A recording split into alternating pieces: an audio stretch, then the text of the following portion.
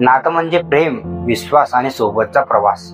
पण जेव्हा या नात्यात दगाफटका मिसळतो तेव्हा माणूसही कधी कधी हैवान होतो. प्रेमातल्या अतिरेकाने अंध झालेल्या एका पत्नीने आपल्या पतीचा जीव घेतला आणि इतक्यावर न थांबता त्याच्या मृतदेहाला घरातच पुरून त्यावर टाईल्स पुसून सत्य घटनेला कायमचा झाकण्याचा प्रयत्न केला गेला. मात्र शेवटी मृतदेहाने स्वतःचं सत्य बाहेर आणलं. नमस्कार मंडळी, मी उमेश इटणारे आणि तुम्ही पाहता विदर्भ लाईव्ह. ही घटना आहे नालासोपाऱ्यातील धानीबाग परिसरातील साई शारदा वेलफेअर सोसायटी मधील रहिवासी विजय चव्हाण याच्या हत्येचा उलगडा तब्बल 15 दिवसानंतर झाला आहे. विजयची पत्नी चमन देवी हिने आपल्या प्रियकर मोनू शर्मा याच्या मदतीने विजयची हत्या केली. नात्याचं विकृत रूप काय असतं हे याचं भयावह उदाहरण ठरलं आहे. विजय चव्हाण यांचा बेपत्ता होण्याची माहिती त्याच्या भावाने अखिलेश चव्हाण यांनी दिली होती.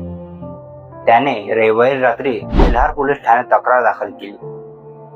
त्याने पोलिसांना हेही सांगितलं की विजयच्या पत्नी चमन देवी तिच्या प्रियकर मोनू सोबत संबंध होता आणि ती त्याच्यासोबत पसार झाली आहे. त्यामुळेच विजयचा बेपत्ता असल्यामागे याचा हात असल्याचा संशय व्यक्त करण्यात आला. तपास करताना पोलिसांनी चौकशीचा फास घरावरच आवळला आणि जे समोर आलं त्याने साऱ्यांच्या पायाखालची जमीन सरकली होती. विजयचा मृतदेह त्यांच्या राहत्या घरातच सिमेंटच्या जमिनीखाली गाडलेला होता. त्यावर नवीन टाईल्स लावून हा गुन्हा लपवण्याचा प्रयत्न करण्यात आला होता.